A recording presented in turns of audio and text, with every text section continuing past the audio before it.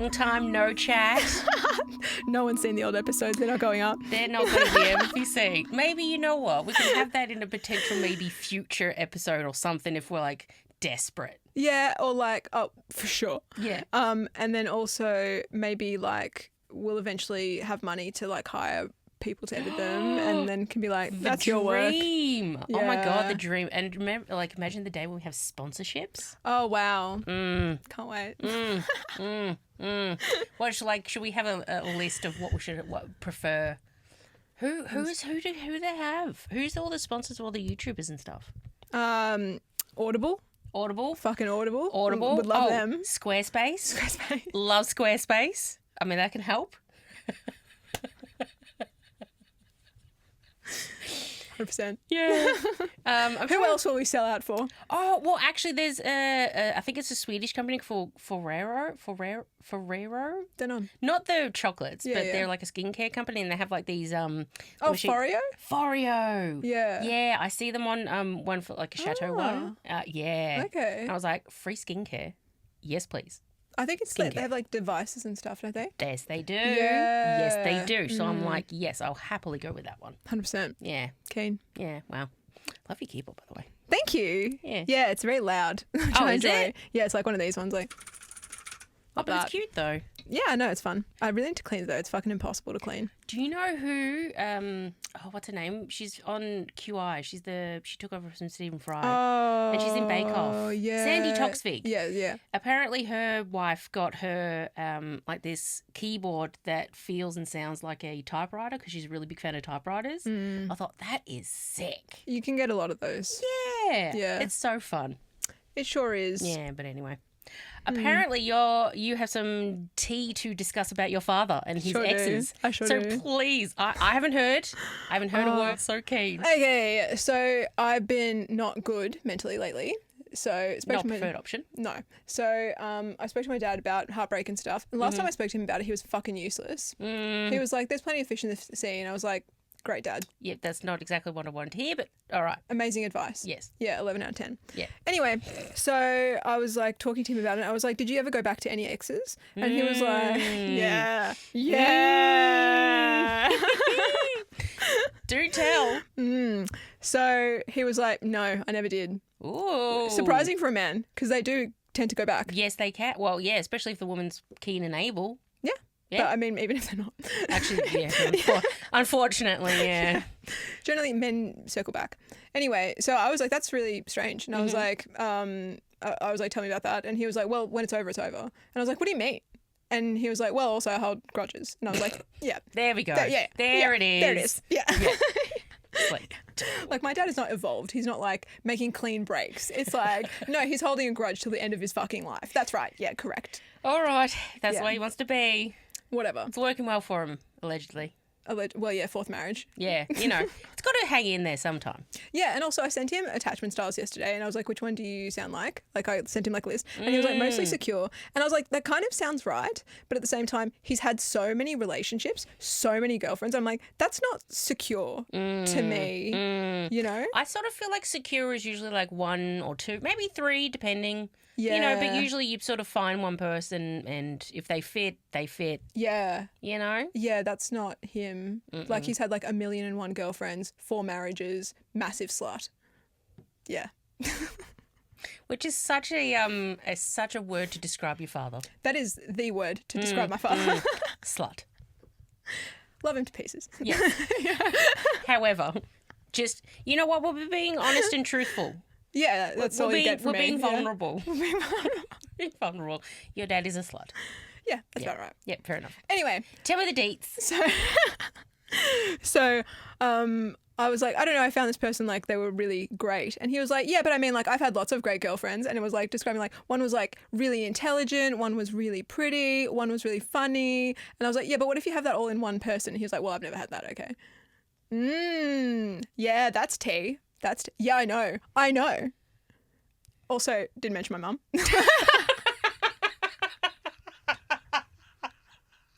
She didn't get a mention.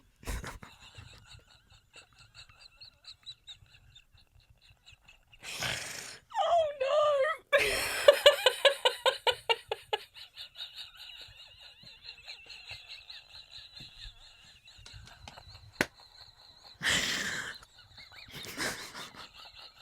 definitely got some grudges there.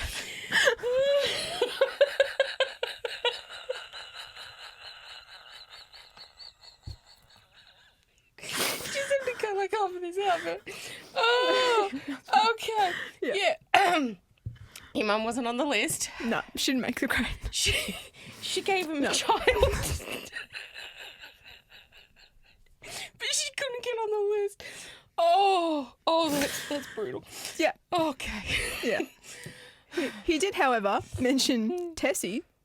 Who's Tessie? Who's Tessie? Who's Tessie? Give us deeds. Tessie was a girlfriend he had when I was little. As in, like, my parents had already split. They split when I was like 1 or 2. Yeah. And so I was like, I think probably in kindergarten, like 3 or 4, because I remember him having this like beat down yellow Holden that was just like, no, not Holden, it was Ford, and it was just like peak like early 90s. Nice. Yeah. Sort of that really late 80s influence. Yeah. I'll have to find photos of it. Please do. But anyway. Insert it here. Yeah, okay. You can't prepare yourself for this, Megan, because I like fucking lost my shit. Okay. I've already lost it. He didn't even mention your mum. Oh, yeah, I know. God, okay. I know. Okay. Right. Okay. Yeah. So my dad was like, I've had like amazing partners, like even Tessie, like just the best sex ever. Yeah. And I was like, okay. And he was like, yeah, she was squirting every day.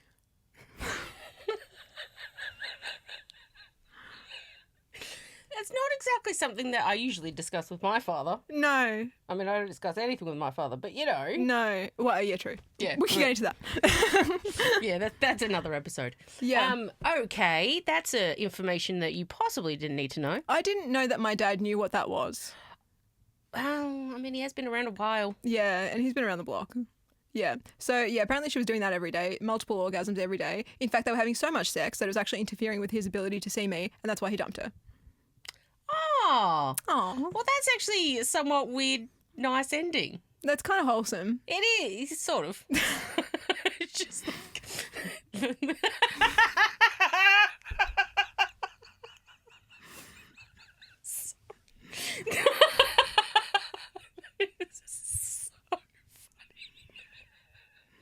As soon as he said that, I was like messaging. I was like, Megan. Is that why? Yeah. Oh my God. No, that's Yeah. hilarious. That's so funny. And he's so chill. This man has no boundaries. No, he doesn't. Like he was so chill about it. He was like, yeah, it was really enjoyable. Like sweating every day. Great. Words came out of my father's mouth. I just sort of think, like, wouldn't you need to get your hydration up for that? She was hydrated, apparently. Well, yeah, apparently. Multiple times. Wow. Great to know about your father. Great. He should be proud. Yes, he should. I learnt a lot in that conversation. I know. I was like... I was like, this is never going to be able to get out of my brain. This is in there forever. And I already had some like pretty good ones with my dad in there. But this is up there. Right. Well, you know what? I do like the fact that even though it was the best sex of his life, it was interfering with his relationship with you, and so he stopped it. So I can appreciate that. Yeah. That's nice. There you go. So anyway, Tessie is the woman he left behind. And he didn't go back to. Like, he never went back to his other ex-girlfriends. I wonder why. Do we know why he doesn't want to go back? Well, he just thinks that people are inherently replaceable, I think. I don't think values people. Also, I think he is like a pretty, like, not consciously, but a misogynist. And I think that he thinks, well, yeah. And like, not like, he doesn't treat me like that, but he treats women like that. Well, I guess you're maybe not a woman in his eyes, like a traditional eyes. You're his daughter. It's different. I'm an extension of him, essentially. Yes. So I'm a human. I'm a person. Yes. But women are disposable. Expendable. Yeah. Mm-hmm. Yeah. So. Great. Love that. Yep. But I mean, he loves even now, like, he loves his partner and they're great together. However, like, the way he describes her, I'm like, it kind of does sound like he's talking about an object. So. How does he describe it? I won't say what he says about her. Okay. But, like, just assesses her like the way you would assess a car. Oh. You know, like. Good engine. Revs fast. You know? I don't fucking know. Also love that you work for a car company. Well, I don't. I work for a tech company. Revs fast. I don't fucking know. No, I love it. I think it's great. Wonderful. Right. There we go. Yeah, so, okay, any other gossip about your dad? That was the main bit. But then also he told... Oh, I finally asked him why he left Australia because you asked me like why... Yeah. Went to Canada. Yeah, so when I was 11, he moved overseas. Yeah, oh, yes, because we thought that was a bit sort of Sus. nefarious. Yeah, well, it was. Tax evasion.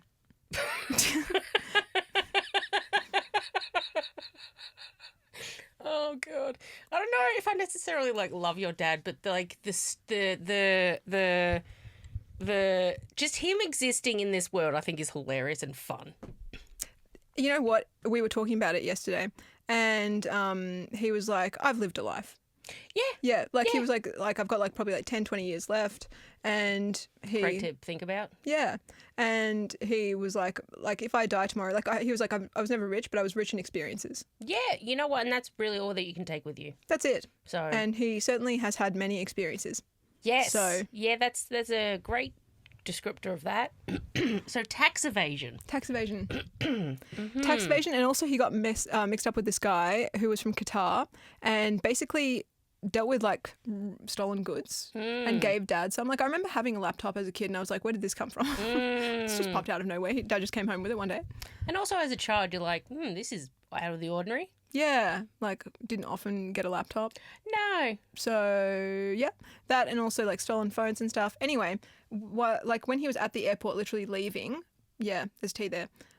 So this guy rocked up and gave him some money that he owed him, and excellent, a phone, and my dad assumed it was stolen, and there were like plainclothes police officers in the airport watching, and my dad gave the phone to my aunt who was there with us, like we're seeing him off. Awkward. Yeah, he like slipped it to her under the table or whatever. Anyway, he ended up getting held up, like when basically like he went to board the plane and they immediately pulled him off, took him back. Yep. Yeah, got strip searched. Wow. Strip searched, questioned extensively. Oh, he didn't want to miss Jesus. his flight. Yeah. And he basically said, look, I thought the phone might have been stolen, so that's why I got rid of it. But that money he owed me, and so they let him go. And that traumatized him, and he didn't want to come back to Australia. So why did he come back to Australia? Well, I don't know. He came back like 10, 15 years later. He got over the trauma, I guess. Yeah. Yeah, clearly, yeah. Yeah. But like he said that he should have come back straight away, and he didn't. Like he was only meant to go over for a little while. Yeah. And then he ended up staying because he was just like angry at Australia and like pissed off and owed taxes. I'm like, how do you get angry and pissed off with Australia when you owe the government taxes? Yeah, there's a question. Okay, good. Yeah. Good. I'm glad that you also noticed that too. Yeah, Excellent. yeah. Love that. Taking accountability, actually, no, he's generally pretty good at taking accountability, but in personal matters, in like life matters, not so much. Specifically tax evasion. Yes. Specifically leaving the country. And also, I guess, in relationships, allegedly, because he holds grudges, and I'm like, well, what's your role in this? Like, is it always their fault? Yeah, it's not usually one-sided. There's usually a reason why someone is the way they are in a relationship. Yeah. Mm-hmm. Yes. So... It would be interesting to know the woman's perspective. Well, I've got my mother's perspective. Yeah, well, yeah. And I don't know. I'd be interested to hear other people's perspectives, but I already know. Like, my dad's like an overgrown child. Yeah. So... Yeah. And I love him. Love him to pieces. He's probably listening to this, by the way. Hello. He's like #1 fan. No one subscriber. Yeah, pretty much. Yeah. Hey, look, if he wants to pay for Patreon eventually. Yeah. By all means. Yeah. Dad, get us closer to Audible. Yeah, please. Yeah. Squarespace. We need it. Yeah, exactly. But like, but yeah, he is like a child. Yes. Yeah, so it is what it is. It is what it is, and we know now. We can look back and we can, I don't know, it's sort of when you get a little bit older and you realise that your parents are just flawed humans like everybody else, and they, tried their best. Sometimes it wasn't enough, but they tried. Mostly not enough, but again, they tried. Yeah. You can sort of get to a point where you can sort of move on from it and try to have a relationship with them as an actual adult and an actual human. However, sometimes that's not possible with some parents. Yeah. Yeah. This episode or another episode? Another episode. No, we'll have another one. We need to have your dad as a sort of the centre first. Okay, all right. Well, I don't have much else to say. Except the only thing I was going to say was that I was thinking about it because I've been doing a lot of thinking about my life and how it's led me to who I am now. Yep. And I will say that, like, I did have like a fucked up childhood, but I always had a really loving parent. One loving parent. My dad has always loved me. One consistently loving parent too. Always. Yep. And openly, like abundantly, always really loving. So that I think kind of saved me a bit. Yes. At the same time, he did move overseas when I was 11. So that didn't help. No. And you had your grandmother who passed when you were young as well. Yeah. She was sort of that Yeah. But she was force for you as well. She was more like a grounded, stable force. Like loving, but not like openly. Like my dad is like so affectionate. It's like you can't not feel loved. For sure.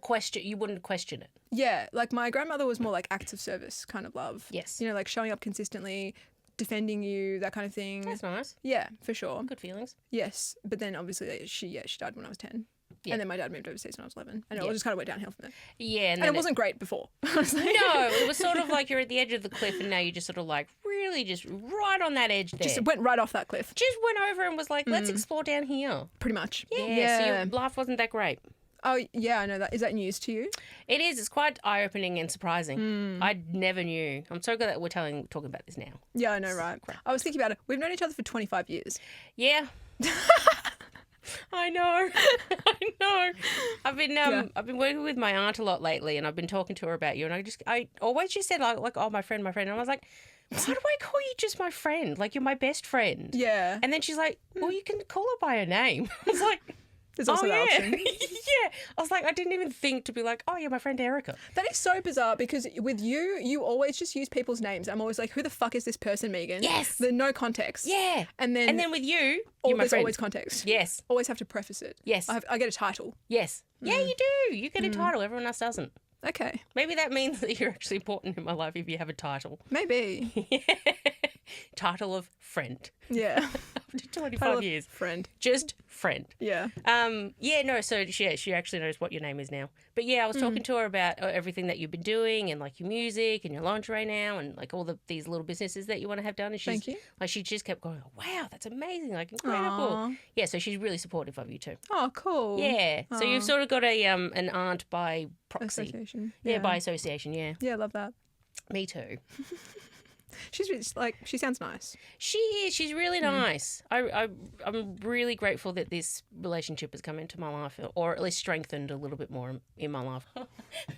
Absolutely could not fucking wait to tell You you. know what I love even more about that? Yeah. The fact that he didn't even mention your mum, like at all. Although Birthed a child. Although in saying that, is your dad to your mum? I don't want to say like important, but like is she? I don't know the right way to put it because obviously, you know, he was able to give her a child and, you know, that's can be a significant relationship. Oh. But is he sort of seen as sort of like a... Significant to her? Yeah, significant. Like, yes, as in like, yeah, he's my dad. Yeah. And they were together for over 10 years. Yeah, so like decent. Yeah, but at the same time, like her one true love was that guy I told you about the other day. Yeah. I do love that your parents came together to have you and then they've like, no, I've got to love before you, or actually be dad after. Did my dad ever really? Actually, I don't think he did. I should have asked him that, like if he's ever had like a one true love. Yeah, that'd be a good question to find out. I will ask him because I just mean like the people that he's described, like it was just like, you know, another one, like, you know, one of the cattle. You know, whilst my mum has like one guy that, exactly. My mum's been hung up on this man for like 40 years. Mm-hmm. Yeah. Mm-hmm. And like still is like, we should have gotten back together. And I'm like, okay. Well, I mean, you still can. There's still time. Yeah, I guess. But like, wait, is he still alive? I think he's still alive. Yeah. I think he's in Hungary though. He's still there. Eesh. He never left. Eesh. So, yeah. So basically your mother has a love from before your dad. Your dad has a love after your mum. Yeah, kind of, I guess. Yeah. It's great. That's the thing. I'm like, can my dad really love people? This makes me think that maybe he's like an avoidant. I don't know. I'm not sure. I'm not sure if he's capable of loving people to the same degree that I can or my mum can. Yeah. I don't know about that. I'm going to have a think. Because I sent him the attachment styles and he said that he was secure. And I was like, Like, even I know I don't think he is. Because Yeah, I also don't... I don't know. He doesn't tend to stay in relationships for like a long period. Like obviously your mum's a different story, like 10 years and stuff. Yeah. But nothing like, you know, like pretty much a lifetime type of love. It's more, you know, like a chapter type of love. Kind of, but at the same time, like I think my dad also sees his life in chapters. So it's like that is a big commitment for him. Yeah. Yeah.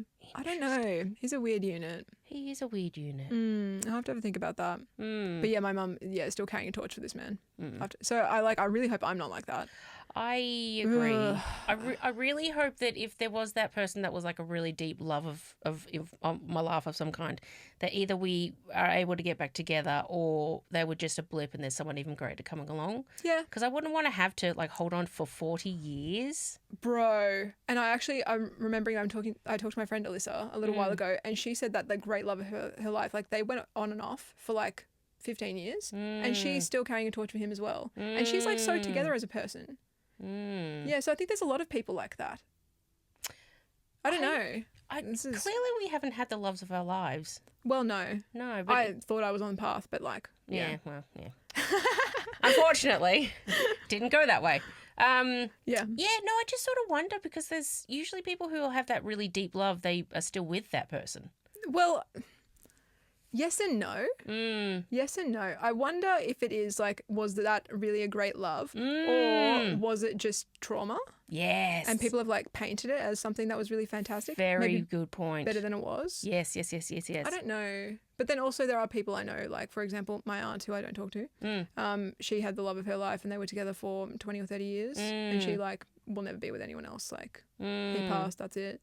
You know, actually, yeah, that's a good point you not about your aunt, but you did good point you raised with the were they really the love of their lives? Because it's also at the same time, I just sort of wonder if they've sort of romanticized that person and that time and that feeling that they had with that person, and was it really like a deep love and deep longing to be with a person, or was it just sort of like you're saying, did it just fill that trauma void that they had and they were like, wow, this person treats me really well, and it could have just been like the bare minimum. But you obviously look at it with, you know, through heart eyes and sort of the bit of a glaze. I guess so. And also, like, it's that time period as well that people romanticize in their lives. I think for my mum specifically, like, everything that she described about this relationship, I understand why he's her great love. Like, especially because, like, she has trouble connecting with people. Yes. So she had, like, a really deep, meaningful connection with him for a long time as well. Yeah. And it was just, like, different circumstances that kind of pulled them apart.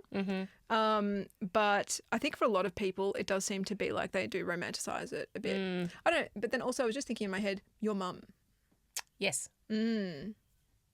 Is she with the great love of her life? Allegedly, yes.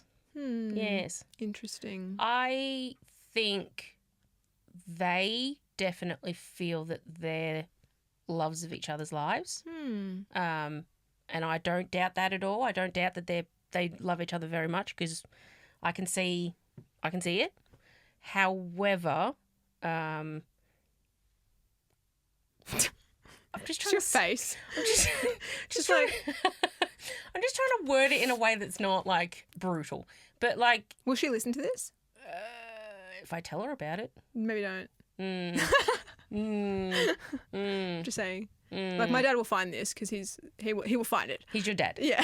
Yeah. I mean, maybe, I don't know, but yeah, I just sort of, there's sometimes in some actions and etc. that I'm like, wow, you really sort of settled a little bit in a few circumstances, and like maybe she could do a bit better, but I don't think she would either want to or believe that she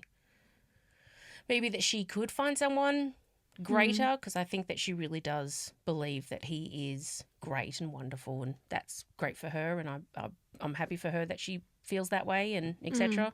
Okay. But yes, was that PC enough? Was that I think you did a delicate good job. enough? I think you did a good PR job there. Thank you. For sure. Thank you. Yeah, it's just like there's just some things that, like, for example, like this is something that I've learned through her relationship, which I now would love in my relationship.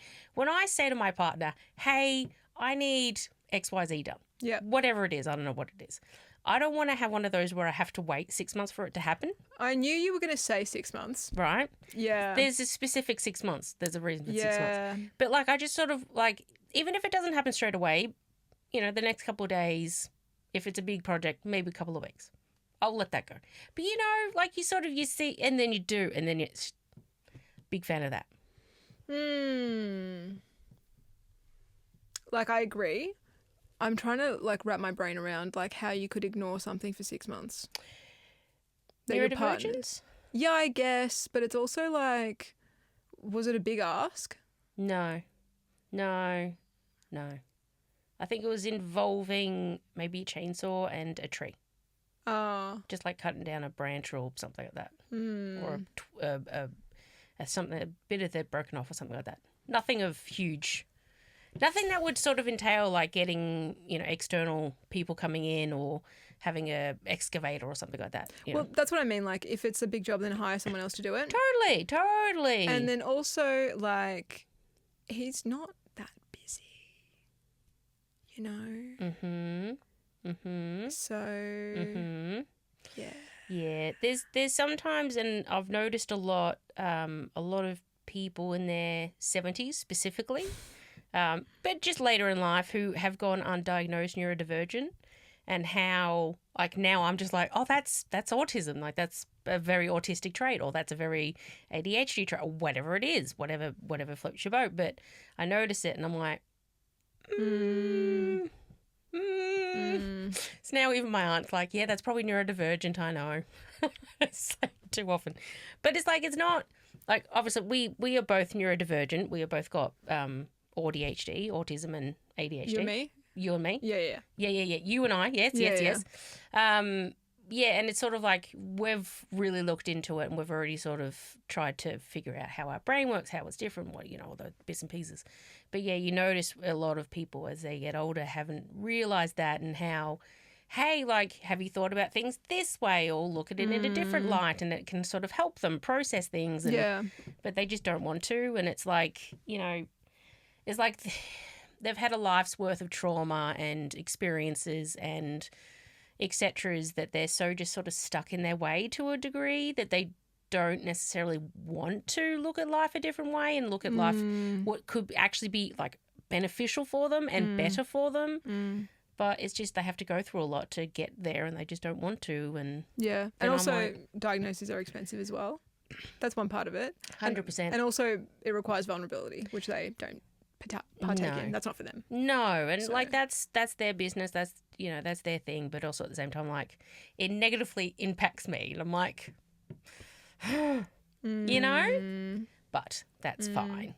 We just manage it. Anyway, I was going to say on that note, like you're not diagnosed at all, but highly suspect that you're ADHD. Yes. I mean, I've mentioned it a couple of times to my therapist, and she hasn't mentioned saying like, no, I think you're okay. So did I tell you that Nicole? Yeah, I think I did. That she said to her therapist that she thinks that she has ADHD, and she was like, "Are you, or did you just rely on your husband too much for like time management?" She's still seeing that therapist. I was like, I would never go see her again. I mean, that's to discuss later. Okie dokie. Noted. Like, what a cunt. A little bit, because it's also like, hey, maybe it could actually just be me realising that maybe I am actually neurodivergent, and let's go down that path instead of assuming that it's because of my husband. Maybe you're not qualified to make that assessment. Oh, actually, one thing long story short, there was a woman that we see at the cafe that we go to a couple of times with my aunt, and she's like late 80s, 90s type of age, and we're looking up someone, and unfortunately they had passed. But then I looked into it, and all the obituaries were like Mr. and Mrs. man's name, Mr. and Mrs. man's name, and I was like, that's the worst. I would hate to be known as Mrs. man's name. Same. Imagine you be known as like, I don't know, Fred Turner or something. I don't know. Like, I think like back in the day, that was like the highest achievement you could attain societally. Yeah. You were chosen by a man. I know. Isn't that wonderful? Oh so, my God. Carrying his name, it's like, wow. I know. What a gift. No, absolutely not. Thank you. I like my name. Yeah. I think it's great. Actually, you know what? I've a really cool thing happened the other day, because my aunt, she was having brunch with some people that she knows, and one of them turned out to work at this particular workplace, and that really cool was that particular workplace, she used to also work with my grandmother, because my grandmother used to work at the same place, and she was like the boss of all these people. Yes. And I was like, oh, that's so cool that my grandmother's like still remembered and people know who she is, because she died when I was 5. Yeah. And then basically everyone that talks about her was like how she was so strong and capable and like confident, and she was like the boss of all these things, and like she was honestly, she's probably a modern day woman back in, I don't know, the 40s, 50s, 60s. Yeah. I was like, that's so sick. Like, and people just sort of think about it that way. And I'm like, yeah, that's my grandmother. Like, yeah, it was so Hell yeah. nice. Hell yeah.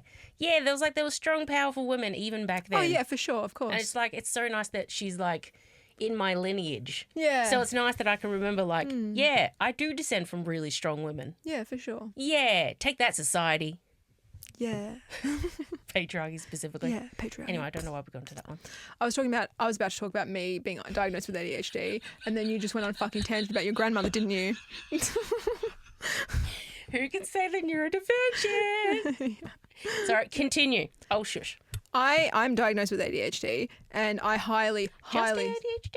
yeah, Oh. I highly suspect I'm autistic, specifically PDA autism. PDA? Yeah, pathological demand avoidance. Oh, I was thinking the other one. The public display of affection. Oh, what? Nah. So you just randomly go up to people. I mean, yes. if the mood's right. Yeah. Yeah, between us, that's me. Really? I was still on the PDA joke. No. Yeah, but like, yeah, Oh, no, I was thinking about what is it, pathological? demand avoidance. So what is that? I don't like being told what to do. Oh. Mm. I Yeah. was getting again, is that... is that No, autism? go on. No. Is that autism or is that just your mother? And you know she has it too. Ask me how I know. That's where I get it from, for sure. Right. Yeah. Because everyone, like most neurodivergents have like an element of it. Yeah. Like I remember telling absolutely. 100%. Yeah. Yeah. Like just that inner rebellion. But like for me, it's like psychotic levels. Like, Yeah. what's an example? Like I don't have notifications on my phone at all. I have do not disturb on because any notification triggers me. Ooh. I get angry straight away. Noted. But it doesn't matter because I have my phone on do not disturb. So you can disturb me anytime you like. Yes. Yeah. Yeah. I Yeah. know mine will be somewhat acceptable to a degree. Yeah. But yeah, I didn't realize it was like on do not disturb like all the time. Always. Oh. I never take it off. Like sometimes I'll take it off if I'm like expecting a phone call. That's it. Actually, you know what? I have also recently put my not on to do not disturb, but I put it on to vibrate so I can't actually hear when I get a message. That's too much for me. Really? Wow. Yeah. I don't mind the. Oh, actually, maybe. I think you are different though. Like I think that you like need to know what's going on. Also, Yes. I very much don't want to know what's going on. Oh yeah, no, I think that's a trauma response that I just need to understand. Like I need to know what's going on, so then I can feel safe. Yep. Which I'm getting better at because I don't need the notifications now, Yeah. or at there least you the go. sound of it. Yeah. So that's Baby something. steps. Baby steps. Yeah. I guess like for me, it's probably a trauma response as well. Yeah, But like I'm just like leave me alone. yeah. Fair enough. Yeah. You're in your own world. Exactly. I'm busy. Yeah, you've Yeah. got things to do. Yeah. I got shit to do. Yeah. Yeah. Recording a podcast right now. I'm busy. Exactly. Yeah. Yeah. No. So you were saying that you got the PDA. Yeah. Yeah. I sure do. Would you ever get diagnosed with autism? No, because what's the point? Yeah. Fair. Yeah, I was thinking about it. Like I've discussed this with Ellie. I think for some people it's like validating. Like they need that validation. Because the thing Yes. is, there is no treatment. No. There's just pills No, there isn't. for There- autism. No, Oh, only ADHD. there's no autism pills. No, there's Oh. ADHD pills. There's nothing for autism. Interesting. Nothing. There's no treatment. It's only like accommodations that you can request. Yeah. But it's like, well, I don't need accommodations. Like I have my own life figured out. Yeah. And there's no treatment. So it's just like what?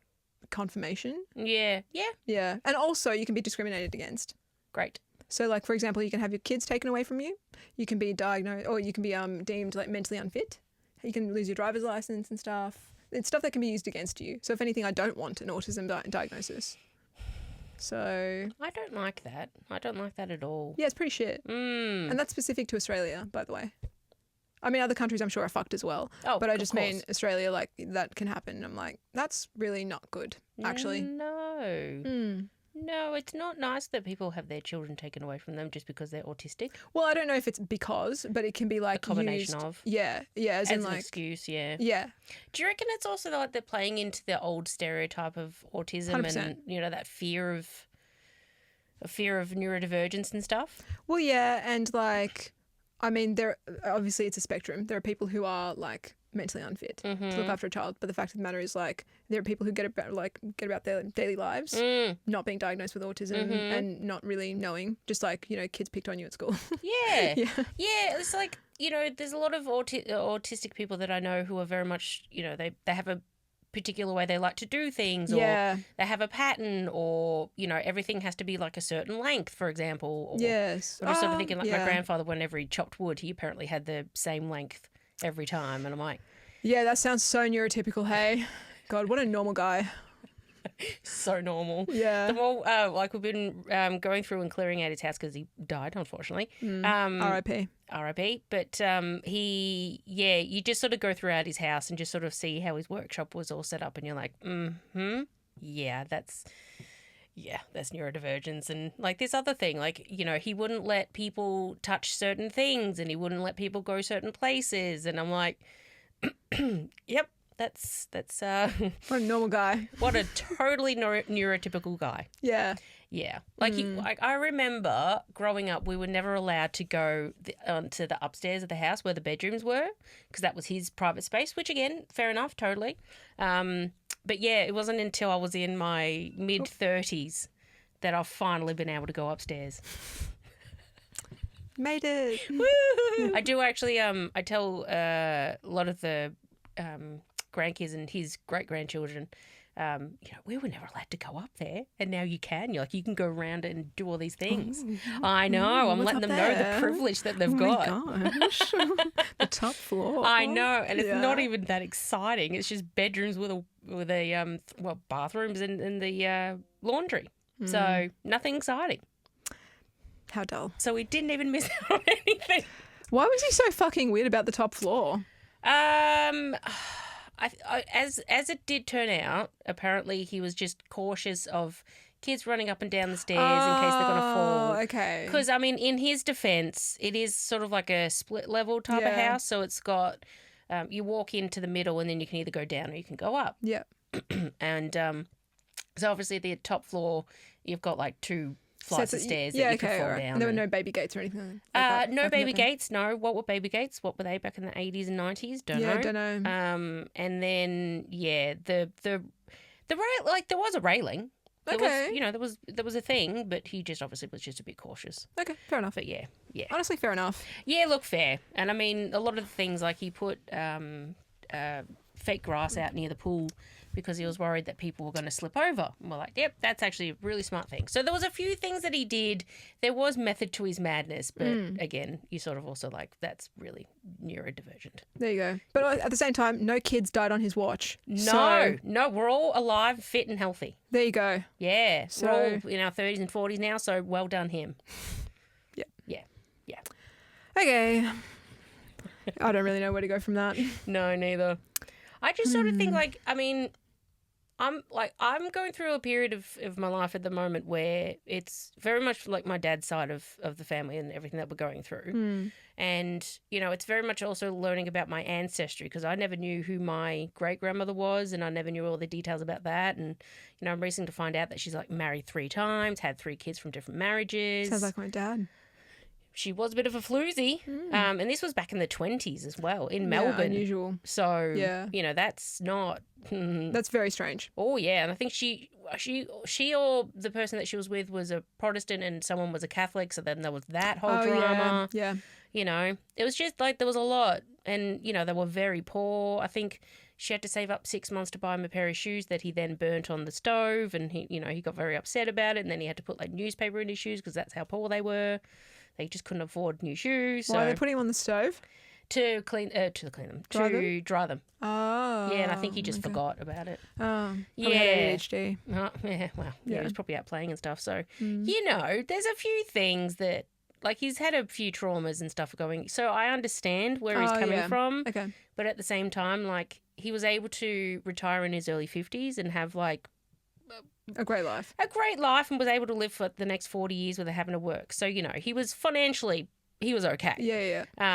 But at the same time, the older that he got and the closer to death he got, the more it was like he was having a lot of these, I guess, flashbacks or something, because he was always really worried about money and not having enough money and, how can we afford this? And, we have to, like, he was always buying these new tools and stuff, but he was buying the really cheap ones, like the Bunnings version or the... Oh, yeah. I buy those. They're red. Yeah. So, like, just sort of the really cheap ones, but then he just constantly had to buy them again. And so then he eventually spending more money. But I guess in his mind, he's saving money now. So I don't know. Whatever. Anyway, point was he, had a lot of money issues come up and stuff like that. So I'm like, he was able to help our family in that regard, but in other ways, not so much. But okay, well, I mean, I've been doing lots of soul searching recently. Have you been doing lots of soul searching recently? Yeah. I mean, I think it's a constant evolution, isn't it? Constant, but I just mean like your grandfather died and you've been like hanging out with your aunt and stuff, and you didn't really have much of a relationship with your family. No, not specifically with my dad's side. No, not really. Yeah. It was just one of those that, I don't know. My mum always used to say that my dad tried to keep us away from his family because like it was his family, even though we were his family. Like we were just never really sort of involved and. It was just, I don't know. I don't know the specifics, but I'd always felt like we could never really connect with them all that much. But yeah, now that I've gotten a little bit older and I started going to woodworking class with my aunts, my two aunts, which is, shout out them. It's so much fun and we get to now discuss and figure a lot of things out, and I sort of get a little bit more context in a few situations that I didn't know about before. And yeah, they unfortunately they do still have to deal with my father in a lot of the, will and probate and all that type of stuff and all those issues. And I think they're slowly starting to realize what he's like and what he's really like. And, it's sort of nice to what's that word I'm trying to think of? But, it's nice that I'm not the only one who knows how horrible of a person he can be. I can validate that. Yeah, yes, you can. Yeah, I've met him. Yes, you Thumbs have. down. 2 thumbs down. 0 stars. Yeah. And it's just like it's nice to have that. It just to be able to know that it's like it's not me. Oh yeah. It's totally not me, and it's just like even there was one instance I think I told you, but when I was at my grandfather's funeral, like like when you go through so much and you've healed so much, but you've still sometimes got that old sort of way of thinking, like that old mentality of like that sort of trauma response whenever you're around obviously certain people. And I was sort of feeling that way. I was feeling really on edge and I was feeling a bit, I don't know how I'm going to be. But then as soon as I arrived, like people were just sort of like flocking over. I was like, hi. And, there was just always people coming over and saying hi and, wanting to chat and do all that kind of stuff. And I noticed there was 2 specific people in my family who were very much not bombarded by people and conversation and interactions as much as I was. I know those people. Yes, you do. Thumbs down. Yes, again, 0 stars. Yeah. So, it was one of those, like, it was a nice little switch to sort of be like, hey, here's some proof that can get your brain. I love getting proof. Yeah, it's so nice getting proof. Yeah. But yeah, that's more what I've been going through. I think I've done, because I've also done like 2 years of healing therapy, and healing, to really get into a lot of these issues. And now what a lot of my, it's not even an issue, but what my things are at the moment is going through that healing and actually like, I guess like taking out the healing and putting in like a healed version of your brain. I don't know how to word it, but like my responses to things are different. Yeah. The way I would go about things or think about things, or when something hurts, I don't sort of go into that trauma response anymore. I sort of go from a healed response, and like that's been a lot of my. At the moment, I've been thinking about that a lot too. Oh, yeah, it's so like I think I even told you last week when I went to therapy, like my last session, I was talking to her about like, like things are going all right in my life now. Like there's no real drama, there's no real trauma, there's no real thing, but it's just like your body, because when you're stuck in fight or flight for so long, you're like, but wait, where's that bad thing that's coming? Like, where's the anxiety? Like, where's that coming? Like, it's coming. I know it's coming. It's got to come. And like, it's not. And like, it's just like that learning of like, it's okay. That's, I think sometimes can be the hardest part of healing, because you're like, am I though? Yeah. So I have also been doing that because the thing is, I thought that I was okay. I thought I was in a really good, especially the past year, I switched therapist and she changed my life. Love that. I mean, like I've been in therapy for a long time and I've come a long way. Yeah. like to preface, both of us have complex PTSD. Yes. Lots of trauma, lots of abuse, you name it. We've done it. Done it. Had it. Had it. We've had it. Yeah, we didn't do it. We didn't do it. We didn't do it. Yeah, but we've had it. Yeah, we had it. Anyway, we can dig into that whenever. But like, I really thought I was on top of everything. And like this specific situation unearthed a bunch of shit I hadn't dealt with. Yeah. So like, yet again, realizations. Like deep down inside, I didn't realize that I still think that anyone who I love is going to hurt me or abandon me. Mm-hmm. Yep. So the more feelings I have for a person, particularly in like a romantic situation, Yes, the more scared I am. Oh gosh, yes. Yeah, like Yes. I'm fearful avoidant, big time. I think you are too. Yeah. I think we're both disorganized. I mean, that's the thing. If you have trauma, odds are you're going to have a fucked up attachment style, firstly, and then the amount of trauma you have gives you the amount of fucked upness. And disorganized is the worst. Worst of the worst. I was looking into it the other day. Kids like in orphanages are like guaranteed to have a disorganized attachment style. Oh, God, You know, that's us. Like animals that are abused, you know, like in cages, stuff like that, disorganized attachment style. That's us. And also the person I was dating. So that's fun. Yeah. It's not. It really isn't. It's awful. But However, like the past year specifically, I really thought I was close to secure. Like I really have been working at that. And also like the thing is you can't really fix attachment by yourself. You need to fix it through attachment. yeah, which is annoying because if you don't have the attachment, then you can't work through it. No, So, you can't do it by yourself. You can gear up for it, but at the same time, like things are going to trigger you and you need to deal with the triggers in the real time 100%. and need to make different decisions, Yes. blah, blah, blah. Yes. And I was pretty on top of it. However, in this situation, there was distance and that allowed every fucking negative thought in my brain to come up to the surface. And it just got worse and worse and worse. And then I sabotaged it. And I'm so disappointed in myself because like I've been so good for so long. And I'm on top of my mental health generally. And I go to therapy regularly and all this stuff and I have all these coping mechanisms in place. But at the same time, like when specific triggers come through, like it just you're back in that place. Yep. Like that childhood trauma is still paying dividends. Yep. It's like, thanks, Mum. Yeah.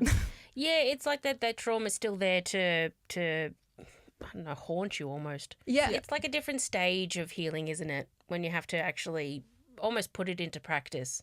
Yes. It's like you've done the unlearning, you've done all that part, you've figured out what your issues are and where your triggers are and blah, blah, blah. You know, in certain circumstances, like you'll have that kind of response or whatever to this particular person, stuff like that. But yeah. it's really when you are around either the person that triggers you, which unfortunately you are a lot. Well, yeah. Yes. And also the thing, okay, so this is another thing with being disorganized, fearful avoidant, is that so a lot of people who are fearful avoidant will pick partners they don't really give a shit about because they don't trigger them.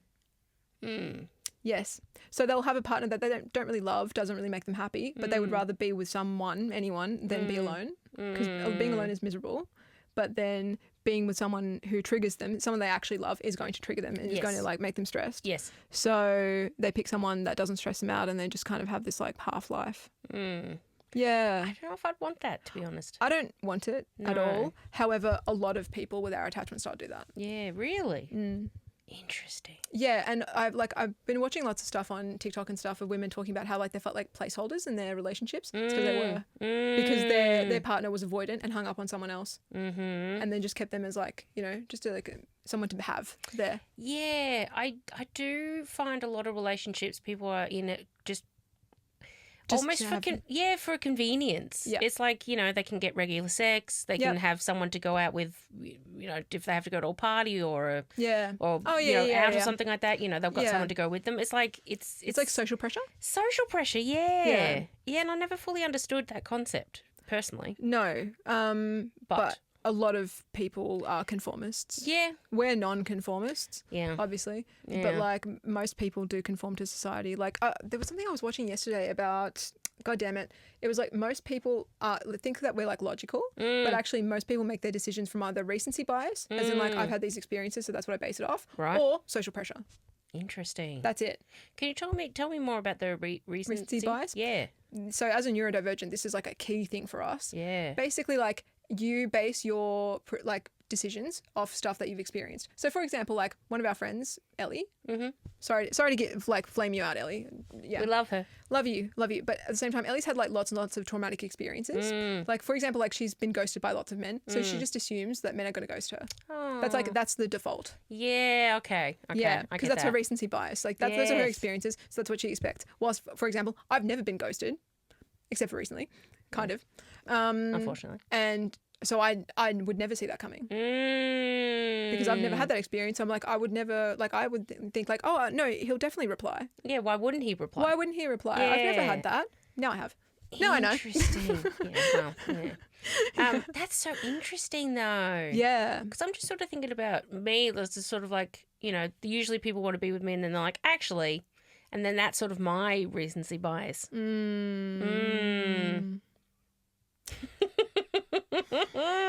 Yes. But then also, have you loved anyone? I don't think so. That's the thing. I don't think I've ever really been in love, in that like mind-altering, Yeah. life-changing Yeah. type of love. No. I- Friendship, yes. Yeah. Family, yes. Yes. But that, no. Well, okay, I just want to preface, neither have I. Like, I've loved people, but I've never been like, Yeah. because I'm too avoidant. Yeah. I've never let myself fall. Yes. But I was pretty close this time. Interesting. Yes, and I didn't realize until after, unfortunately, because like yet again I was avoiding it, suppressing it, Of course. and then It's not happening. Yeah, exactly. It ended, and I didn't realize how big my feelings were, and then I was like, I feel like I'm dying. Yeah. Turns out. Anyway, whatever. But the point is, what was I going to say? You were talking about. Oh, you never. So you said that you don't like understand social pressure, but at the same time, why were you with those people? Because you've been in relationships. Yeah. Oh, yeah. Oh, yeah, yes. Those two relationships that I've had, like, when I was, like, 18 and 19, 20 maybe. Oh, okay. Really? Yeah. Oh. It's been a while. You know, society pressure and all that. Like, I've wanted to have a relationship, but it's just never really Worked out. with people. And then I think I got to the point where I was like, I just need to do a lot of my healing and do all that kind of stuff. And I focused on that for a long time. Yeah. So then I think, You didn't answer my question. what was the question? I asked you why were you with those people? Why was I? Yeah. Yeah. If you didn't love them, The why were you with first them? one specifically, it was to prove that someone could love me, which is sad. And again, I think that was probably the same with the second one. Oh. Yeah, it was just a sort of a proof that, you know, there is people out there that love me, specifically men. And yeah, unfortunately, both of those relationships ended up cheating. Which, funnily enough, I don't think that people are going to cheat on me. Like, I don't have There you that go. bias. So I don't either, actually. Yeah. I just, well, I mean, I also, yeah, but I've never had that experience, but like I don't kind of assume that either. yeah. Interesting. But yeah, those two guys, basically, it was just to prove to myself that, oh, someone wants to be with me. That in turn means that someone loves me. That means that I'm valuable, I'm lovable, I'm blah, blah, blah, blah, blah. All of those issues. But looking back, train wreck. Bad idea. Don't do it. Fair enough. And just thinking about it, one of them came back recently. He contacted me. He was like, "Are you in touch with Megan?" I was like, it's been like, how many years has it been? Oh, God, like 20 almost? Almost 20 years. I'm like, how the fuck did you find me? Let alone... You know what I find hilarious is that he's like, he tried so hard to find me that he went through you, but yet somehow I don't know how he can't remember my name. No, he obviously remembers your name. I know, but it's like, how could you not find me? Like, I haven't changed anything. I don't know. I actually have no idea. I have no idea. Because I don't either. even use my real name online. Yeah. So I like... yeah. I don't understand how he found me and not you. That's very odd. I agree. I find that really bizarre. So anyway, yeah, the other realizations I've had is that I'm a lot softer than I thought. Yes. Yeah. Those are the things, because I'm a tough cookie generally. Yeah, you are. And resilient, blah, blah, blah, blah, blah. And also a lot of people know me as like a cold hard bitch. Mm-hmm. That's kind of like my Again, role in life. I love that. Yeah, it's handy a lot of the time. And also because societally people always expect women to be like soft and dainty, like me, unfortunately. So when you come along, it's like, yeah, we're disrupting the system. Are you soft and dainty though? You're a very guarded person. It's more like if there's confrontation. Okay. Like I'm not good with confrontation. I see. I see. Like I think that's definitely something that could work through with therapy. But yeah, I get traumatized. Traumatized? Sure. Triggered. That's also the word I was looking for. Thank you. I get triggered with confrontation. Okay. So I'm trying to get better with it. I mean, like, I used to be bad at it, but unfortunately, because I grew up in such a, like, a confrontational household. Jinx. Yeah. It's like the option was like, you know, eat or be eaten. Yes. And Yeah. in your case, like, totally I understand. But yeah, you've definitely taken a lot of work to get a lot softer. It's not even that I've had to work at being soft. It's that I didn't even realize I was. Because this has absolutely fucking rocked my shit. Like, I'm marshmallow fluff inside.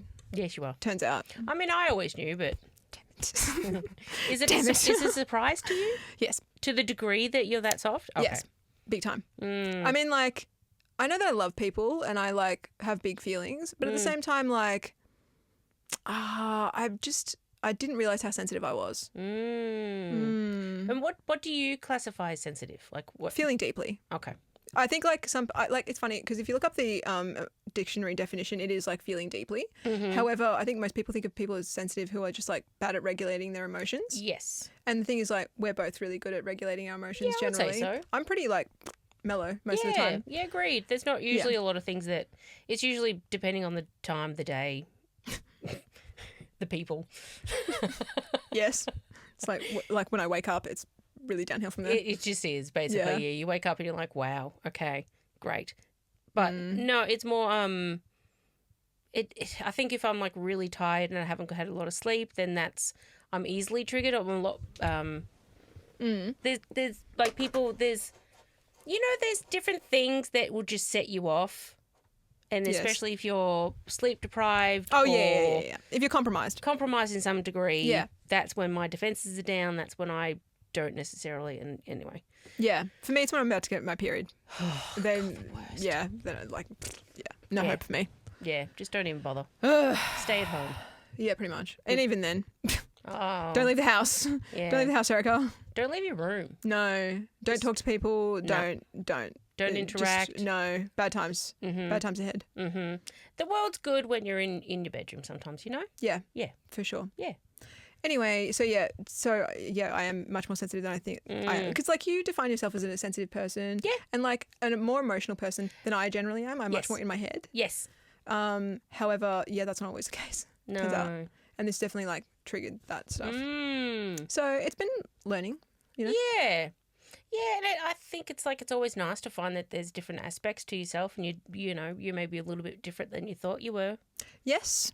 Yeah. And it's good to find, like, I mean, because we've both been working on ourselves for such a long time. It's like sometimes you need something to kind of shake you up to make you realize what you need to work on. Yes. Yeah, yeah. I mean, granted, it's not great sometimes. No, this has been fucked. It's the worst, but it's also at the same time you're like, oh, there's the layer that I couldn't see that really had to get into, you know? Yeah. And it's like it unfortunately takes those triggers sometimes to get in there. Yes. You know, they may have tried to give you other ways of being able to do it, but this is the one that came through and this is the one that you have to go through. And isn't that grand? No, it's shit. It's really horrible. I'm not a fan. No, I hate it. However, yeah. You know in the long run, in the after effects, in the the year or so to come that you'll feel so much better and you'll be like, I've no more of my triggers and blah, blah, blah. I really hope so. I'm not there yet. Oh, you totally will. Yeah, because it's like I'm still in it, so unfortunately, like I'm like, I don't have the benefit of hindsight yet. Yeah. But I wonder who I will be at the end of this. You know, when the feelings disappear. Yeah, because I do still have feelings. Yeah, well, I wonder. How long were you two sort of talking? Not that long. Like, it was only 4 or 5 months. Yeah, we weren't talking very long, but I don't let people in easily. And then also, like, I didn't realise how deep my feelings went until he ended it, after I kind of sabotaged it. I had, like, a meltdown. And, it just hit me like a truck. And then so basically, like, how much do I want to give away?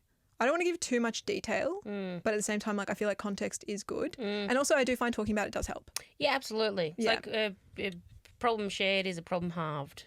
Okay. Allegedly. Gonna have to run the numbers on that one. Oh, what happened? Okay, so it was long distance. Long distance is no go for me. At first, it was great because, like, firstly, I'm avoidant, fearful avoidant. So, like, the only way I'm getting into a relationship is doggy paddling my way in. Yes. So, like, I remember talking to my therapist about it, and she was like, "Oh, this is kind of perfect. Because Yeah. he's really busy. Yeah. And there's distance, so it's slow." Yeah. I was like, "Yeah, Yeah. And also, like, you have things in your own life too that you know, Oh. you've got to do. I'm so fucking busy." Yeah. Yeah. Yeah. But I just mean, like, it was good because it meant that, like, there was no stress. yes. No pressure. Yeah. Because even, like, firstly, I didn't go looking for a relationship. Yeah. So me and one of my friends at work, Liana, and I decided to go on one date a month and then do a PowerPoint presentation at the end of the year and, like, review our dates and do, like, this thing called the quota. It Yeah. was like a fun experiment. Yeah. Like shits and gigs. Exactly. Fun time. Hee hee ha ha. Yeah. What a fun time. Yeah. Yeah. Was. Formerly fun. Anyway, so we started in February. I went on 2 dates before him. They were both lovely. I just wasn't really into Yeah. them. The second guy started sending me good morning texts, and I was like, Way too quick. let me stop you right there. Yeah. That's too much. Also, after one date. I think before. Mm. I think he sent it, and I was like, okay, that's too much for me. That's a bit too quick. That's the problem. Like, yeah, this is another thing I found. Like, I'm an avoidant, and, like, I find other people to be too demanding. So I really liked that he wasn't demanding. That was nice. That felt Low comfortable. key, low energy type. Low commitment. Yeah. Like still like commitment. Easy like, breezy. Easy breezy. You know. Easy breezy. Yeah, light. No stress. Yeah. So then we went on a date, and even before that, like, I just felt like it was just different Yes. with him. Yeah. And then we went on a date, and it was just like 2 old friends catching up. Yeah. Like, love that feeling. Love the it. best. Yeah.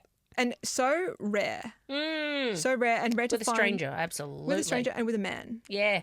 Yeah, like with women, sure. Actually, that's a very good point. With a man specifically. Very rare. I Yeah. can't tell you how many times that's happened. I can't think of any. Maybe a handful? Yeah. It's not often. But that, and then also plus attraction, plus chemistry. Oh, big one.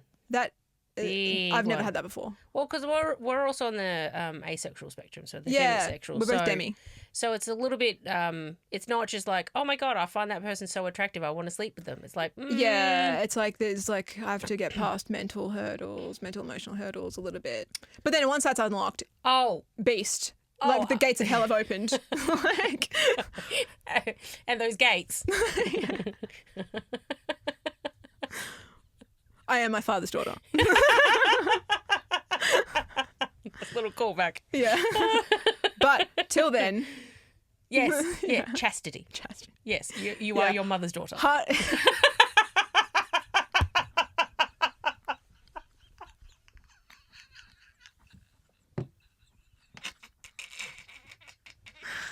Quite the combo. Quite the curse. You're either like the devil or the angel. There's no in between. There is no in between. Yeah. Yep. Yeah. That was a great one. I love that. You owned me, roasted me, Thank fucking you. Thank you. owned it. I'm feeling seen. Anyway. Okay. That was a Whatever. great one. Loved it. All right. So anyway, that happened. I don't even know whatever. So we went on that date and then we started talking more and more and he was not great at responding. Eventually I asked him, like, I guess with the distance, because, like, yet again, I talked to you about this, like, last week. I was like, we're best mates. We never text. Not Very really. rarely. Yeah. Yeah. And it's like, I'm so locked in this friendship. Like, and I see you, like, at least once a week. Yes. Now twice a week. At minimum. At minimum. Oh, sometimes less. Sometimes, like, you go away, you do shit, blah, blah, blah. Yeah. And or I'm sick and then I can't be around you. Yeah, true. Yeah. Which that's sad. That's sad. But otherwise, like, yeah, it's like rock solid. Yeah. Pretty much. But with him, because I wasn't seeing him enough. It just And like it was brand new and it was triggering and exactly. I think like you could do long distance if you were established, yes. but building a relationship, developing feelings for someone, and not being able to see them is not a good time. I don't know. It really fucked up my mental health, and I just constantly was like questioning him. So because yet again I had that core wound, like everyone's going to hurt me, everyone's going to abandon me. I'm just like. I was looking for those reasons. Yeah. I was like, he doesn't like me. Yeah. Even though he was showing up consistently, he was making effort, like anything I asked for, I got. I had no reason to question it, but deep down, I'm just always questioning. I'm always looking for a way out because Yeah. I just think that they're going to leave me, so Yeah. I should leave. Yeah. And It's anyway, the safest option. Exactly. Yeah. So we only went on 2 dates, I guess, but we were talking for months. And then I was going to see him, and then like that we hadn't seen each other for a month. So that last month, that was horrible. Yeah. Like we were FaceTiming pretty regularly, like I think like once a week, and that was taking the pressure off a little bit. But at the same time, like they were not good FaceTimes. Like as in like I had trouble forming words because I found him so attractive that I was like having problems concentrating. Like I was like the first time we FaceTimed, I was crocheting and I was like, that's a fucking disaster. I could barely form words. Really? Yeah, because I was like so flustered. I was like, oh my God, this hot guy's talking to me. Like, what do I do? Honestly, fair. Yeah. Totally fair. So that was embarrassing. Oh, I've had that experience before when I found someone so attractive that it's just like, I can't use words. Words and me. Yeah, not so good. So much better in person.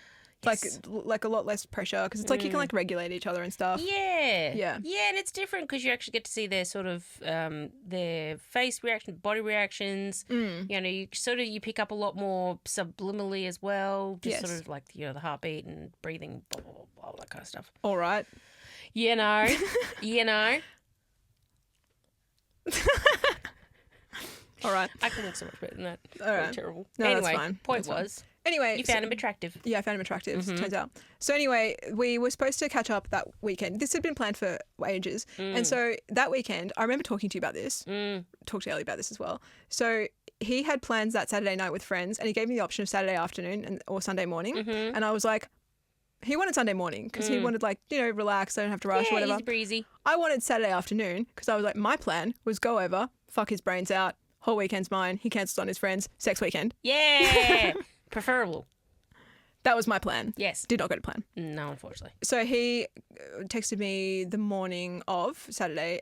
At first, like he said that he was sick and his parents had rocked up unexpectedly and he was a bit stressed about that. And I went back to sleep and then when I woke up, he cancelled. And he was very blasé about it. And that, like, I just like accepted that like he's sick. Like, what can I do? But then yet again, the negative thoughts, the bad place in my mind mentally over the next coming days, he went back to work and I was just like, it's like he was too sick to see me, but he wasn't too sick to work. He was with his parents. Maybe he went and saw his friends. I don't know. And I just like started questioning. I was like, he doesn't like me. Sort of like spiraled a little bit. Big time. So then I ended up having a meltdown on the Tuesday, I think. I sent him some voice memos. Basically, like, I think I sounded reasonable, but like I basically was like, do you like me or not? Because I don't feel like you do. And I feel like this is winding down. And he... because the thing is, like, he was being emotionally distant because it's like, okay, our attachment style is the same, but it presented differently. So I was getting more anxious, more like anxious as in like the description. We were both anxious. We were both like anxiety high,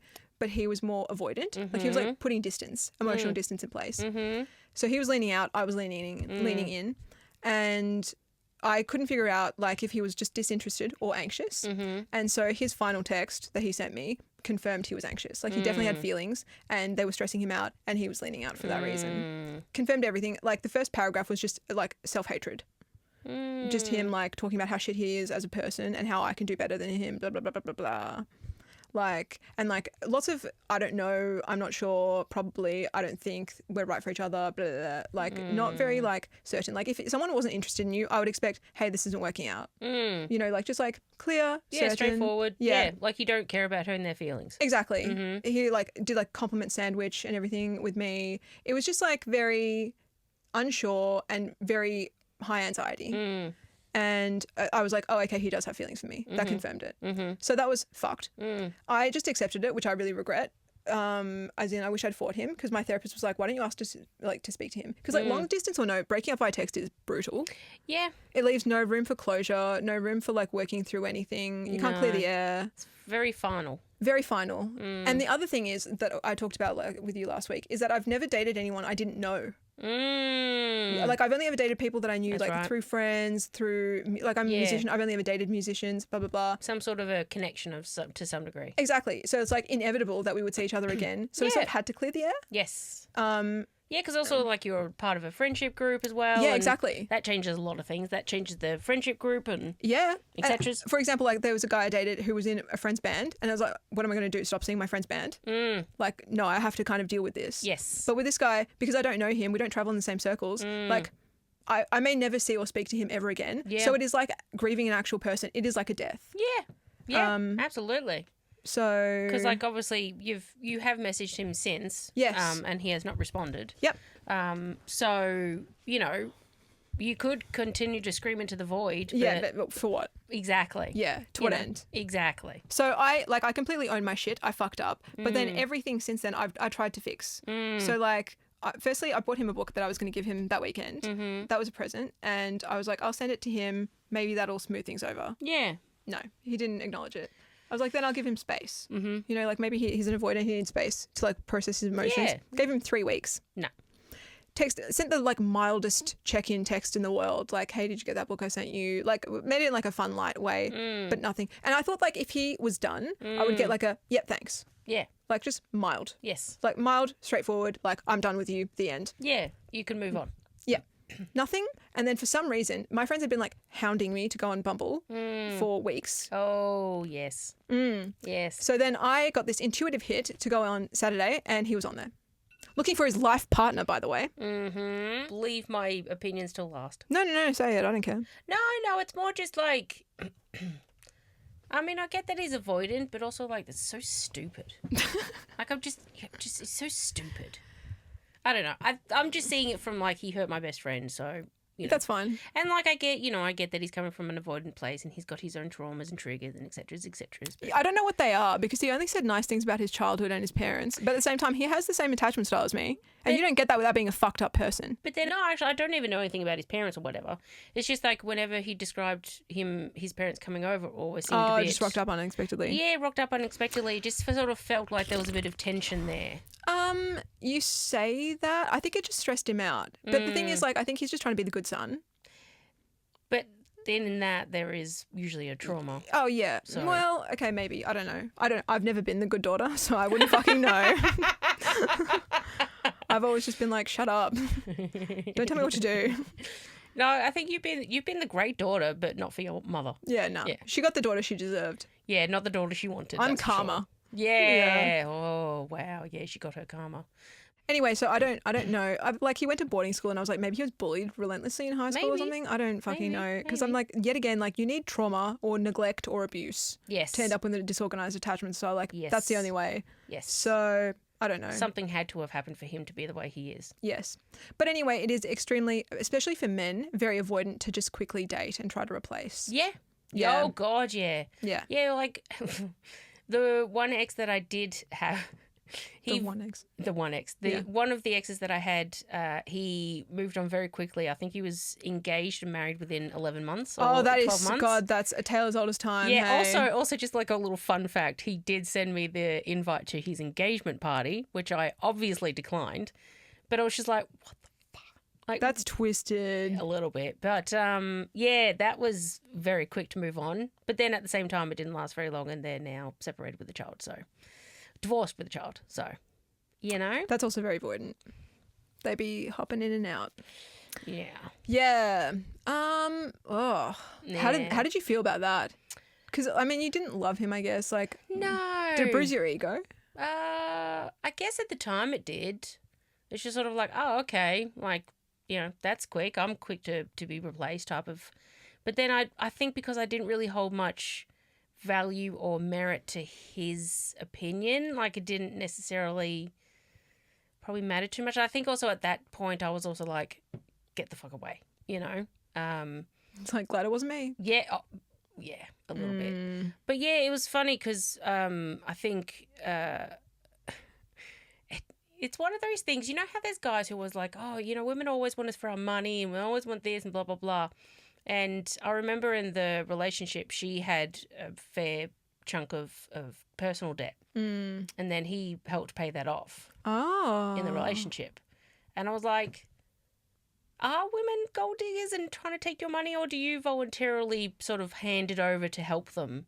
Because I'm just sort of like, I've had debt, I've had guys, but none of them have gone like, hey, here's this money and get rid of the debt. Like, I don't know. I just sort of, I wonder, I question. Please, anyone who has experience, let us know. Yeah, I don't have any experience with that. No, but I'm just sort of like, that's interesting. That's peculiar. But anyway. Odd behaviour. Okay, well... replacing. Yeah, right. Okay, so that happened. I don't know, like... no, that's right. Like, I'm being very chill about it now. It absolutely fucking wrecked me. Like, Yeah. I was crying. Yes. Big time. Yes. And then, so I, like, for some reason, I was like, I'm going to send a text and I'm going to lay it out. So I think I sent you, like, my original emo, like, essay. Yes. I was like, yes. really sad and pathetic. Sad and pathetic. I sent it to my friend Claire and she was like, you're not fucking sending that. No. She was like, you should rewrite that, and did it. She did it. Yes. And so I rewrote hers because it didn't sound anything like me. I left some stuff in. Yeah. Like, there was one line, she said that, like, what did she say? It was like, I'll get used to being on top of you. Something. Yeah. Which, I mean, direct quote from me, but I was like, I would not send that in text. But she was like, I'll do it. And I was like, okay, I will. All right. Yeah. Yeah. But the problem is, like, anytime I flirted with him even mildly, he would be very rattled. Yes. So I was like, don't know how he's going to take this. He will be rattled. He'll be rattled. He'll be rattled. So, yeah. And so I said that, but it was like very straightforward. Like, I don't think it was like heavy. It was just like laying out like, hey, I have feelings for you. I'd really like to keep this going. Is there any chance that we can? I'd just really like to know. Yeah. Just like asking for clarity. Yeah, which fair enough. I think that's justifiable. I think so. Like, I think you can ask for clarity. Like, that's also, okay. Like, sort of how it ended was also very like out of nowhere, kind of. That, but also like it wasn't really like it wasn't anything that dramatic. Like, dramatic, yeah. It wasn't sort of like, you know, someone's cheated or you know, someone's abused someone or run off or done. It was just sort of like I just want more of you. Pretty much. Well, I mean, like my therapist summed it up. She said it was like two anxious people who couldn't hold space for each other. Oh, I know she said that and that fucking destroyed me. That's brutal. And it's so true. That's what happened. It is. But the thing is, like, I'm so not anxious generally. It was just the distance that was really getting to me. And I think the distance was also getting to him. Yeah. Because, like, he in person is a bit stressed, but he masks it really well. But I think he can decide against it when he's with someone else. Like, he can actively be anxious and then make a decision in contrary to that anxiety. He can override it. But when he's by himself, he's crippled by it. Poor guy. Yeah, that's what I mean. I have no negative things to say about him. He's a good person. Yeah. This is just an unfortunate situation. Yeah. And it's unfortunate, like, whatever. I'll get into that in a sec. It didn't go the way you wanted. No.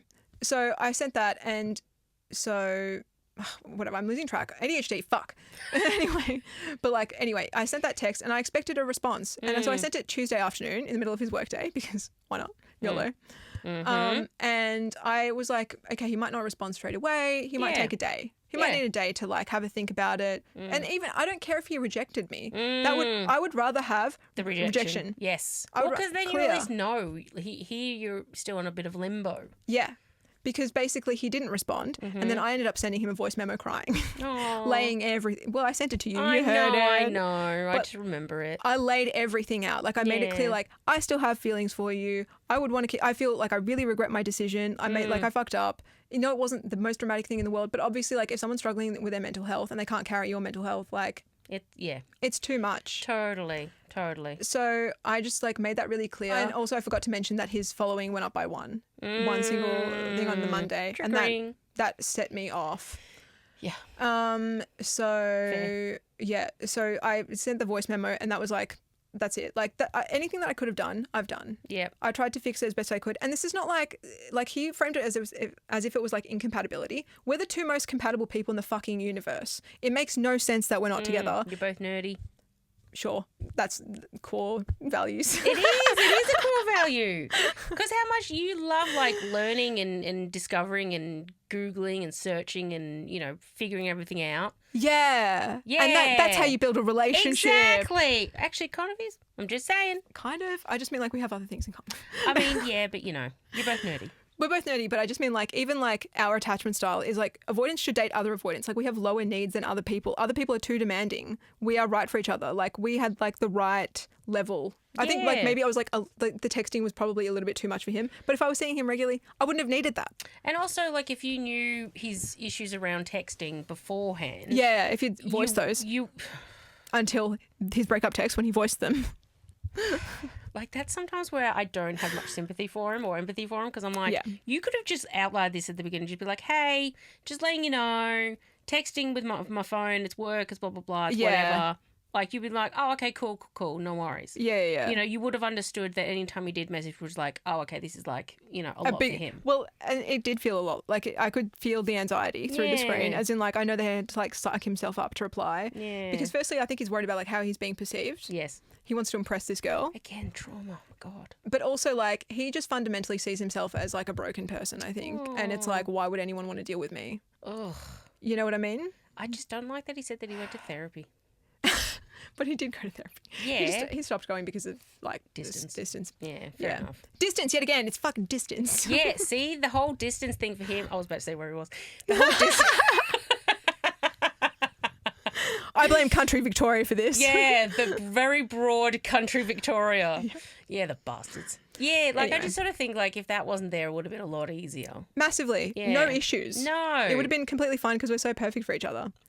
Whatever. But the point is, like, this is not incompatibility. This could be resolved with a conversation, but he doesn't want to talk to me, so that's it. So I have to move on. Like, and he's talking to other people, so I can only judge him by his actions, and I need to move accordingly. And his actions are showing. His actions are. That's it. Have you unfollowed him? I unfollowed him. Okay. I could not watch him add girls off Bumble. Fair. Imagine him posting a story or a post with them. Like, I would be checked into a fucking mental facility. I would visit. Okay. Cheers. I don't know where they are, but I would go. Yes. Hopefully it's a nice one. It would be a nice one. Obviously, of course it'd it would be a nice one. You one. can still work from there, right? Yeah, probably. Yeah, why not? Yeah. Yeah, work from home. Oh, actually, then that way you don't have to go into the office. Yeah, true. Exactly. Yeah, anyway. Anyway, so anyway, I can only judge him by his actions. But to me, unfortunately, like his actions, this is my analysis. It can be three possible things. One, he was silent because he doesn't give a shit. He's moved on. It's possible. It is. It's possible. You got to factor it in. Maybe his feelings weren't that deep, and maybe that's it. You know. Wait, that, or otherwise he actively hates me, because you can go from liking someone to disliking someone. Yeah. Like my dad holds grudges. Allegedly, yes, he does. Well, verifiably. Probably not with Tess though. Tessie. She's forgiven. She's forgiven. She's got a special place in his heart. Yeah. Or somewhere else. Yeah. Anyway, so it could be that, like, and he knows that silence gets to me, so he's actively doing that to hurt me. Yep. That's an option. That's not nice. Or he does have feelings for me and is just stressed out of his fucking mind. But, like, I don't know. Yeah, it could be all three. It could be one. It could be none. It could be... We don't know. I don't know. But anyway, if it's the last one, I can't do anything. No. No, and you can't really force people to be with you either. You can't sort of force communication. You can't force anything. Nope. You just have to allow, open to receiving if he wants to, or... That's it. Nothing. But nothing. Yeah. Like, that's up to him if he wants to contact me or whatever. I would like to just, like, clear the air if nothing else. Yeah. That would be so nice. Yeah. But at the same time, I just have to, like, keep it moving. Mm-hmm. Keep moving. So now I'm, like, burying myself in projects like this. Feeling better. I have free time and, well, not really. I don't have free time, but because I filled it up with projects.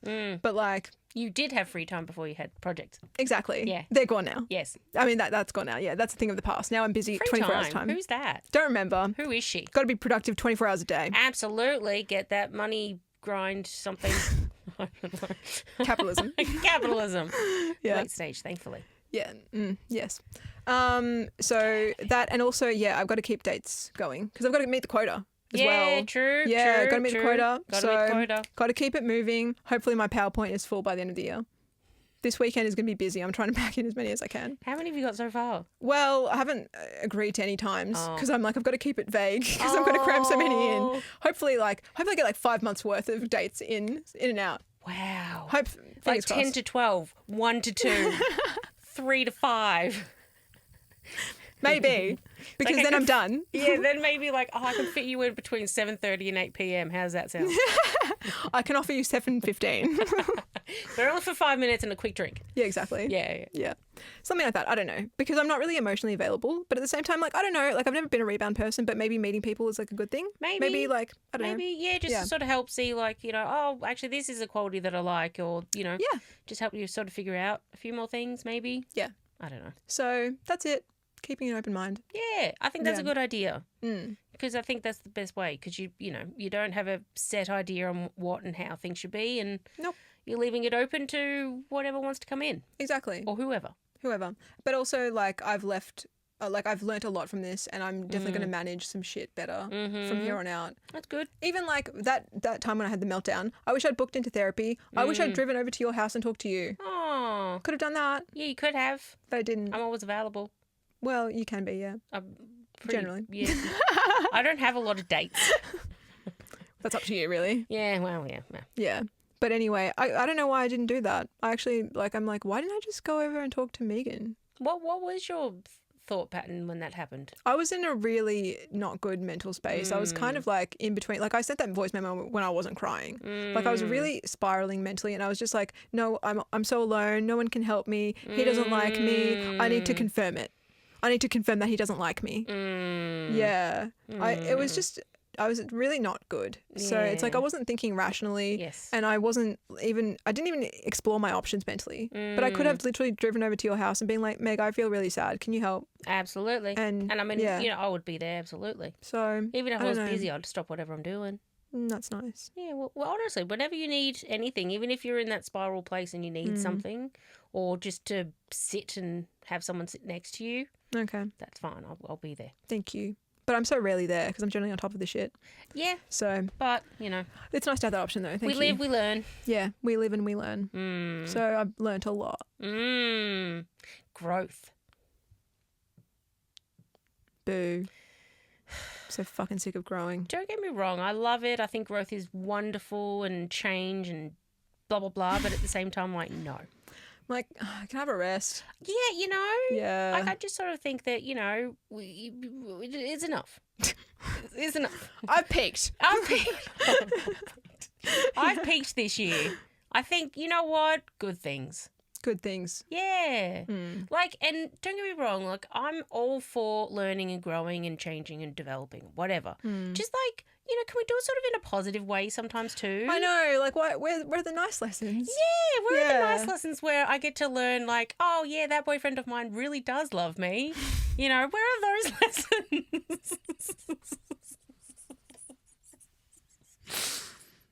You know what I mean? Those ones. Or, you know what? I can afford to go on this really expensive holiday, Yeah. on a yacht. Somewhere in the, I don't know, Caribbean. I don't know. Where's my yacht? Where's my yacht? Yeah. Because if I have a lot of money, I could take you with me. Well, okay, I don't want to go. Because I'll make sure to get like the freshest, well, maybe not Caribbean, I don't know. But wherever you want to go. But we'll make sure we get the freshest beef. Thanks. Specifically, beans and carrots. Yeah. We'll make sure that they're actually on the yacht if we're on a yacht. Thank you. You're welcome. Can only be there for a few days, but we'll make it happen. Yeah, we can fly you in and out. That's fine. All right. Yeah. Thanks. Yeah. Yeah. You're welcome. Anyway, yeah, looking forward to those lessons. Oh, they're going to be so good. Yeah. So good. It's only, just over the half the year. But it really took a turn. First half of the year was great. Second half of the year.